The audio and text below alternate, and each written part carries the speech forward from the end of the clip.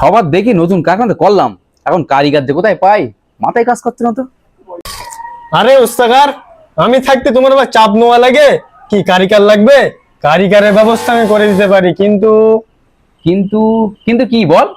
কারিগর পিছু কিন্তু আমার 1000 করে লাগবে। আচ্ছা ঠিক আছে, সে না হয় নিষ্কুনি, তুই কারিগরের ব্যবস্থাটা আগে কর। ঠিক আছে, আমি বেরোচ্ছি এখন, কাল সকালের ভিতরে তোমার কারখানা কারিগরের পুরো ফুল।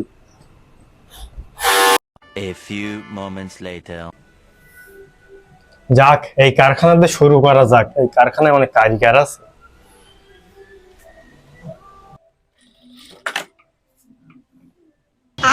ভাই, তোমাদের এখানে কাজ বাজ ভালো হয়? হ্যাঁ, কাজ তো ভালোই হয়। দেখি তো ভাই, এই মালটা রেট কত দেয়?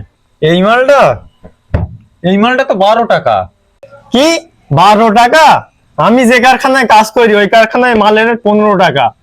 কি, এই মালের রেট 15 টাকা? তবে আর বলছি কি, তোমাদের উস্তাকার তো তোমাদের রক্ত চুষে খাচ্ছে। আহারে, শরীরের অবস্থা দেখো দিনি। এই কারখানায় কাজ করলে তোমরা এমনি বেশি দিন বাঁচবে না, এখনো সময় আছে, তোমরা সবাই আমার সাথে আমাদের কারখানায় চলো।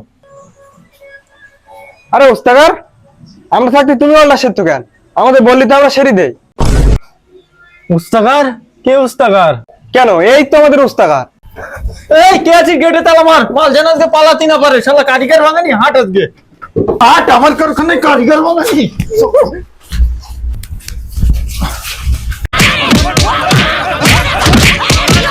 এই থাম, চল এর বান দেখি ওর কোন বাপ থালাতি আসে। ধর, প্লিজ আমাকে ক্ষমা করে দে। আজকের দিনটা ছেড়ে দে রে ভাই, আর কোনো দিনে বাকি আসবো না। খতম গয়া।